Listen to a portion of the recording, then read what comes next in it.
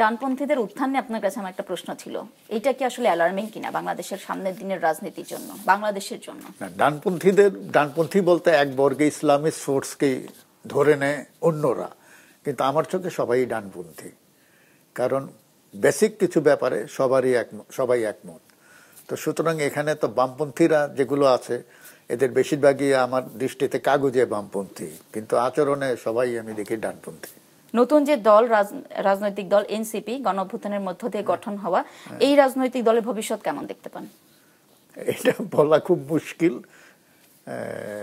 এটা মানে জুলাই আন্দোলনের পরপর তাদের যে অবস্থান ছিল মানুষের সামনে, সেই অবস্থানটা তারা এখন আর ধরে রাখতে পারে নাই, এবং এটার জন্য তারাই দায়ী। তো সুতরাং তারা যদি নিজেরা সচেতন হয় এবং একটা রাজনৈতিক শক্তি হিসাবে বিকশিত হওয়ার জন্য যদি তারা চিন্তা ভাবনা করে বা পরিকল্পনা করে, তাহলে তাদের ওইভাবে এগোতে হবে।